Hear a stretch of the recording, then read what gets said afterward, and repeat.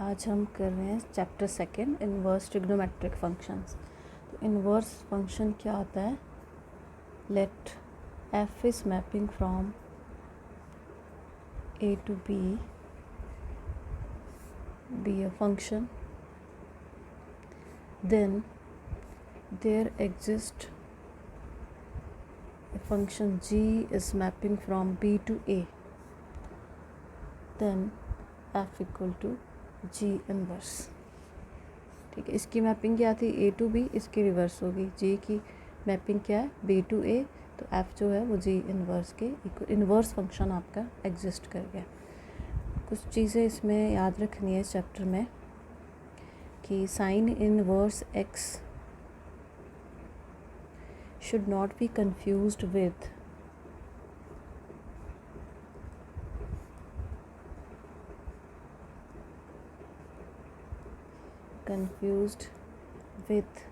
sin x whole inverse, क्योंकि ये जो है ये 1/sin x है और ये आपका फंक्शन है ट्रिग्नोमेट्रिक, इनवर्स ट्रिग्नोमेट्रिक फंक्शन। तो दोनों को कंफ्यूज नहीं करना है। एक इसमें डेफिनेशन आएगी आपके पास प्रिंसिपल वैल्यू की। तो प्रिंसिपल वैल्यू की डेफिनेशन क्या होगी? द वैल्यू ऑफ एन, लिख देते हैं, the value of N inverse trigonometric function, inverse trigonometric functions which lies in the range of principal branch is called the principal value, is called the principal value of that inverse trigonometric functions। ठीक है, the value of an inverse trigonometric function which lies in the range of principal branch, that is called principal value।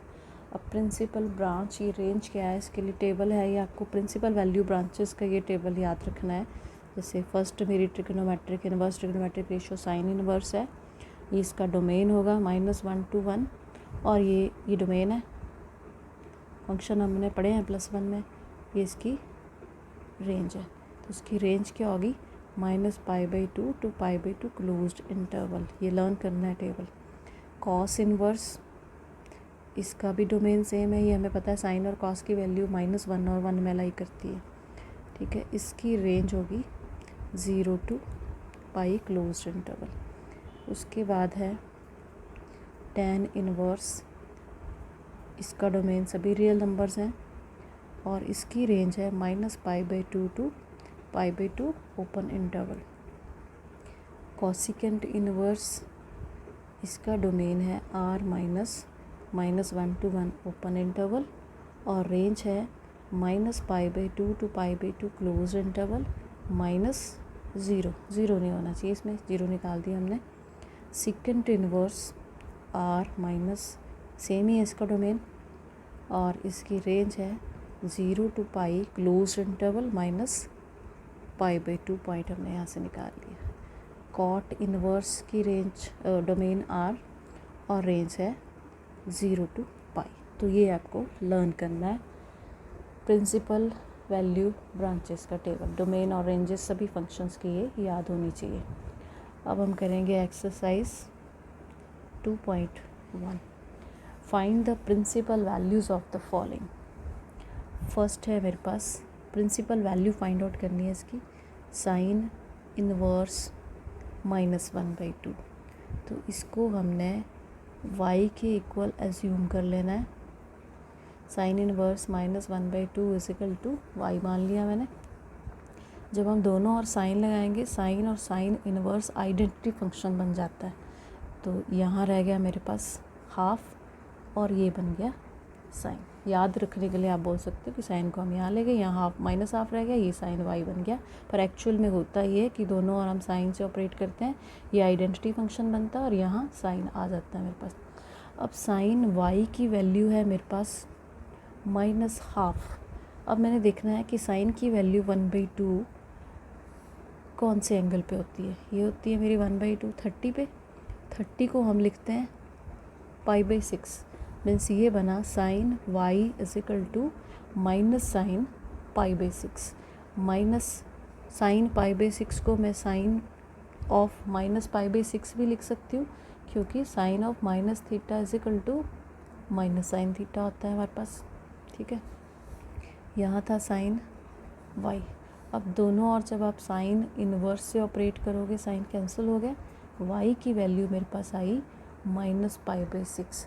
और ये जो value है वो उसकी range में होनी चाहिए। मेरे पास फंक्शन था साइन इनवर्स, तो -π/6 इस रेंज में होगा। ये -90 to 90 है। ठीक है, ये आपके पास -30 है, तो ये इसमें प्रेजेंट होगा। सो ये इसकी प्रिंसिपल वैल्यू आ गई। Therefore required principal value = -π/6। ठीक है, ट्रिग्नोमेट्रिक टेबल की वैल्यूज़ आनी चाहिए करने के लिए।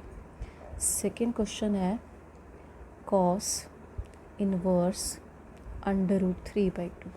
Late it be by y = cos inverse √3/2। cos y = √3/2। Next step क्या था कि ये वैल्यू देखनी है हमने √3/2 cos की कहाँ होती है, तो ये भी 30 पे होगी। और अब तो हमारे पास माइनस साइन भी नहीं है कि जिसको हमें हटाना है, cos कैंसिल हो गया। पाई = π/6, y = π/6। अब इसकी रेंज देख लो क्या थी, cos इनवर्स की रेंज थी मेरे पास 0 to π, तो 0 to 180 है, और ये 30 जो है उसी में प्रेजेंट होगा। तो देयरफॉर प्रिंसिपल वैल्यू आ गई मेरे पास, प्रिंसिपल वैल्यू = π/6। नेक्स्ट क्वेश्चन मैं करवा रही हूँ। थर्ड और फोर्थ जो है आपने होमवर्क करना है। थर्ड क्वेश्चन है कोसिकेंट इनवर्स 2। फोर्थ है tan इनवर्स -√3।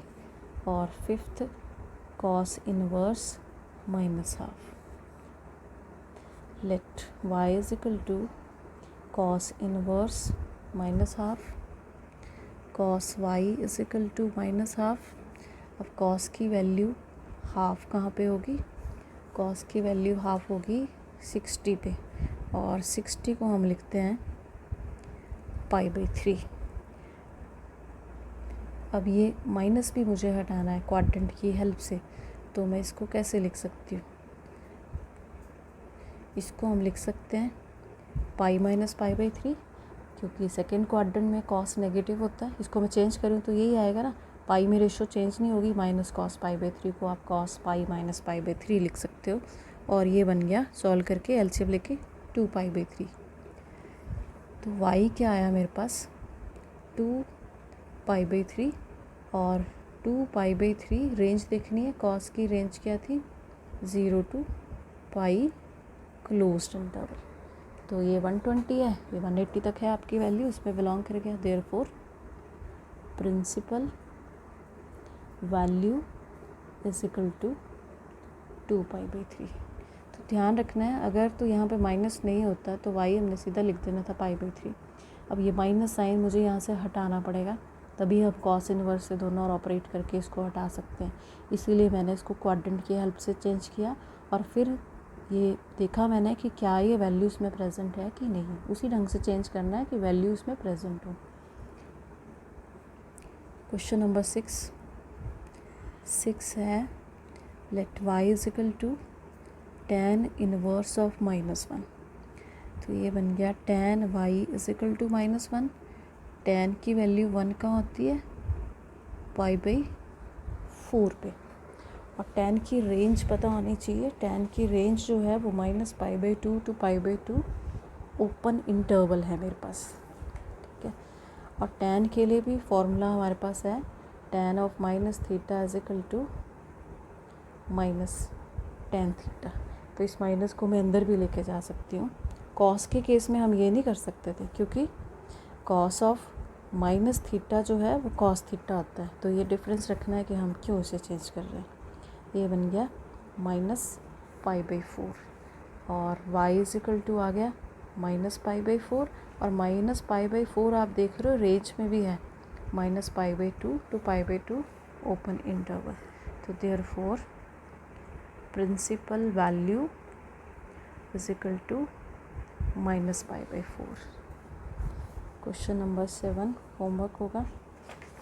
अब ऐसे ही हैं सारे क्वेश्चन, माइनस वाले भी मैंने करवा दिए कि कैसे करना है।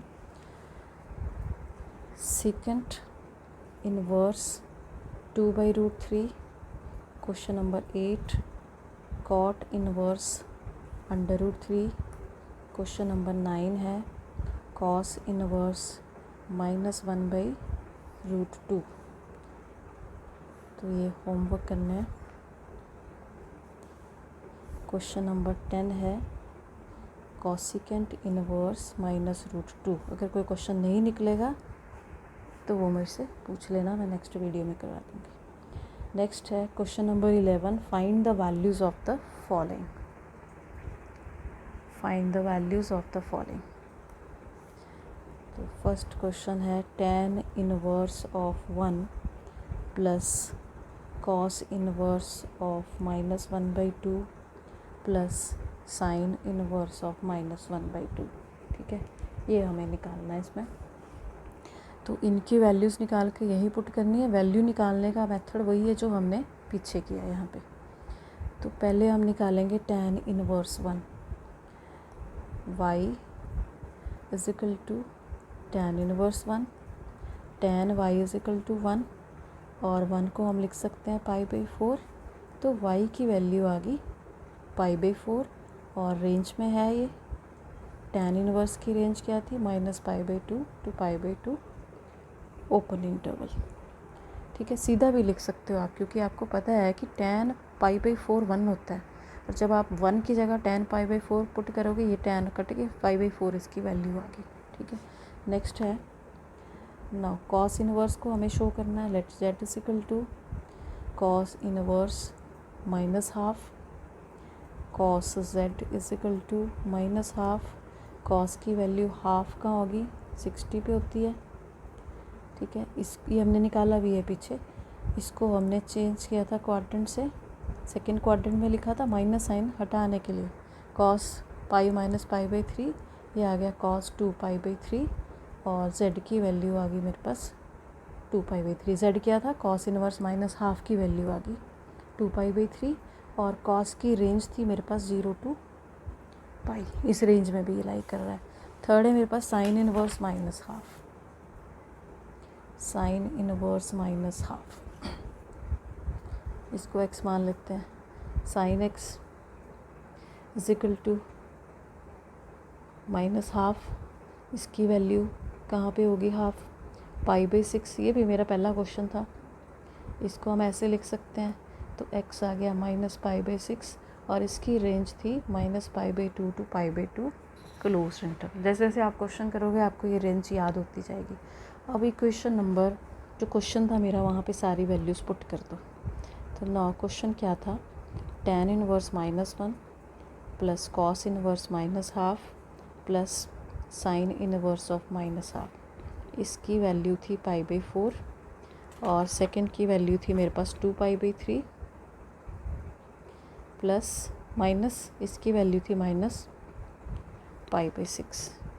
तो एलसीएम आ गया इसका 12, 3π, 8π -2π = 9π/12 एंड 3π/4। ठीक है, वैल्यू निकालने को बोला था, ये आंसर आ गया।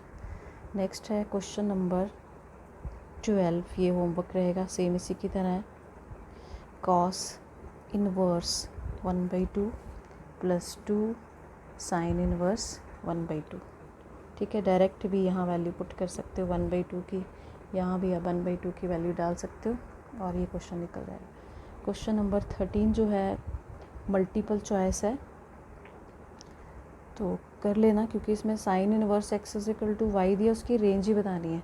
तो साइन फंक्शन की हमें रेंज पता है -π/2 टू π/2 क्लोज इंटरवल होती है, तो बी पार्ट इसका आंसर आ जाएगा -π/2 less than equal to y is less than equal to π/2।